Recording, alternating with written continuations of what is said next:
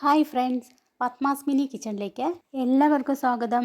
ഇന്ന് ഞാൻ ഉണ്ടാക്കുന്നത് ബ്രേക്ക്ഫാസ്റ്റിനും ഈവനിങ് സ്നാക്സായിട്ടും കഴിക്കാൻ പറ്റിയ എണ്ണയിൽ വറുത്തെടുക്കാതെ വളരെ കുറച്ച് എണ്ണ പുരട്ടി ചുട്ടെടുക്കുന്ന ഈ പലഹാരം എല്ലാവർക്കും കഴിക്കാൻ പറ്റിയതാണ്. കുട്ടികൾക്ക് വെറൈറ്റി ഫുഡായിട്ട് ഇത് ഉണ്ടാക്കി കൊടുക്കാം. തയ്യാറാക്കുന്നത് എങ്ങനെയാണെന്ന് നോക്കാം. ഒരു വലിയ ബൗളിൽ ആദ്യം അരക്കപ്പ് ഗോതമ്പ് പൊടി ഇട്ടു. രണ്ടാമത് അരക്കപ്പ് കൂടി ചേർത്തിട്ടുണ്ട്. മൊത്തത്തിൽ 1 കപ്പ് ഗോതമ്പ് പൊടിയാണ് ഞാൻ എടുത്തത്. ഇതിലേക്ക് ആവശ്യത്തിന് ഉപ്പും 1 സ്പൂൺ എണ്ണയും ചേർത്ത് നന്നായി ഇളക്കി യോജിപ്പിക്കാം. അതിനുശേഷം കുറേശ്ശെയായി വെള്ളം ചേർത്ത് കുഴച്ചെടുക്കാം. എൻ്റെ ചാനൽ ആദ്യമായിട്ട് കാണുന്നവരാണെങ്കിൽ ഒന്ന് സബ്സ്ക്രൈബ് ചെയ്യണേ. ഫ്രണ്ട്സിനും റിലേറ്റീവ്സിനും ഷെയർ ചെയ്യാനും മറക്കരുതേ. മാവ് നന്നായി കുഴച്ചെടുത്തിട്ടുണ്ട്. ഇപ്പോൾ നല്ല സോഫ്റ്റാണ്. ഇനി ഈ കുഴച്ച മാവ് ഒന്നുകൂടെ നല്ല സോഫ്റ്റ് ആകാൻ മൂടി വെച്ച് 1 മണിക്കൂർ റെസ്റ്റ് ചെയ്യാൻ വയ്ക്കാം. ഈ സമയം നമുക്ക് മസാലക്കൂട്ട് തയ്യാറാക്കാം. അതിന് വേണ്ടുന്ന ഇൻഗ്രീഡിയൻസ് എന്തൊക്കെയാണെന്ന് നോക്കാം. ഒരു ചെറിയ ക്യാരറ്റ് ഗ്രേറ്റ് ചെയ്തത്, 1 ഉരുളക്കിഴങ്ങിൻ്റെ പകുതി ചെറുതായി കട്ട് ചെയ്തത്, 1 കഷ്ണം ഇഞ്ചിയും 1 പച്ചമുളകും ചെറുതായി കട്ട് ചെയ്തതും എടുത്തിട്ടുണ്ട്. ഒരു വലിയ സവാള നീളത്തിൽ കട്ട് ചെയ്തും എടുത്തിട്ടുണ്ട്. ഇനി ഒരു പാൻ അടുപ്പത്ത് വയ്ക്കാം. സ്റ്റൗ ഓൺ ചെയ്ത് അതിലേക്ക് 1 സ്പൂൺ എണ്ണ ഒഴിച്ച് ചൂടാവുമ്പോൾ മീഡിയം ഫ്ലെയിം ആക്കിയതിന് ശേഷം 1/4 സ്പൂൺ കടുകും 1/4 സ്പൂൺ ജീരകവും ഇട്ട് പൊട്ടിക്കുക. ഇനി അതിലേക്ക് കട്ട് ചെയ്ത സവാള ആഡ് ചെയ്യാം, ഇഞ്ചി ആഡ് ചെയ്യാം. ആവശ്യത്തിന് ഉപ്പും ചേർത്ത് സവാള ചെറിയൊരു ഗോൾഡൻ ബ്രൗൺ ആകുന്നതുവരെ വഴറ്റുക.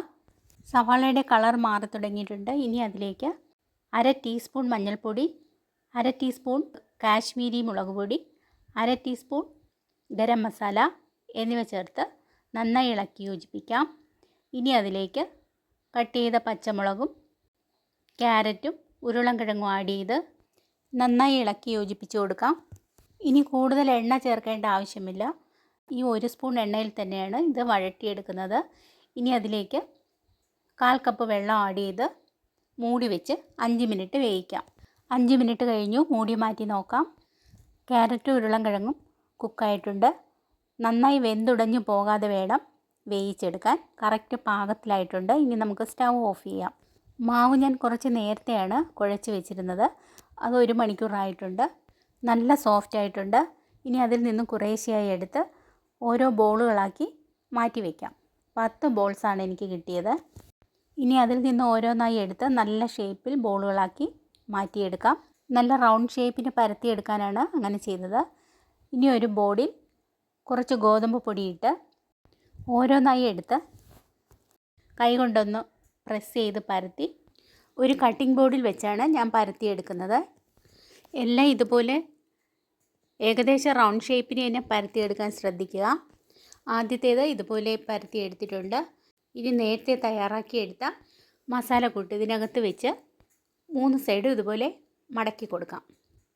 പക്ഷേ ഇങ്ങനെ മടക്കിയാൽ മാത്രം പറ്റില്ല. ഇതൊന്ന് നിവർത്തിയിട്ട് ഒരു സൈഡിൽ കുറച്ച് വെള്ളം തടവി മടക്കി വെച്ച് തേച്ച് പിടിപ്പിക്കുക. അപ്പോൾ ഒട്ടിയിരിക്കും, ഇളകിപ്പോയില്ല. അപ്പോൾ ആദ്യത്തേത് റെഡി ആയിട്ടുണ്ട്. അതൊന്ന് മാറ്റി വയ്ക്കാം. ഇനി അടുത്തതും ഇതുപോലെ ഫില്ല് ചെയ്ത് 3 സൈഡും മടക്കിയെടുത്ത് മാറ്റി വയ്ക്കാം. എല്ലാം ഇതുപോലെ തന്നെ ചെയ്ത് ഒരു പാത്രത്തിലേക്ക് മാറ്റിയിട്ടുണ്ട്. ഇനി അടുത്തതായി ഒരു തവ അടുപ്പിൽ വെച്ച് സ്റ്റൗ ഓൺ ചെയ്യാം. ചൂടായ തവയിലേക്ക് 1 ടീസ്പൂൺ എണ്ണ ഒഴിച്ച് എല്ലാ സൈഡും ഇതുപോലെ സ്പ്രെഡ് ആകാൻ വേണ്ടിയിട്ട് നമുക്ക് ചുറ്റിച്ച് കൊടുക്കാം. എണ്ണ ചൂടായിട്ടുണ്ട്. ഇനി ലോ ഫ്ലെയിം ആക്കിയതിന് ശേഷം അതിലേക്ക് ഓരോന്നായി നിരത്തി വയ്ക്കാം. ആദ്യം ഞാൻ 2 എണ്ണമാണ് ഇട്ടത്. ഇനി കുറച്ച് എണ്ണ അതിന് മുകളിലായി പുരട്ടി കൊടുക്കാം. ഒരു സൈഡ് പാകമാകുമ്പോൾ മറിച്ചിട്ട് കൊടുക്കാം. 2 സൈഡും പാകമായിട്ടുണ്ട്. നമുക്കൊരു പാത്രത്തിലേക്ക് മാറ്റാം.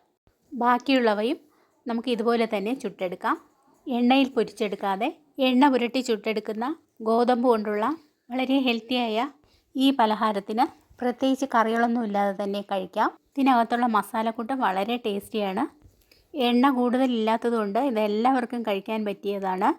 തീർച്ചയായും നിങ്ങളിത് ഉണ്ടാക്കി നോക്കൂ. ഫീഡ്ബാക്ക് അറിയിക്കാനും മറക്കരുത്. ഈ വീഡിയോ നിങ്ങൾക്ക് ഇഷ്ടമായെങ്കിൽ സബ്സ്ക്രൈബ്, ഷെയർ, ലൈക്ക്, കമൻറ്റ് എന്നിവ ചെയ്യണേ.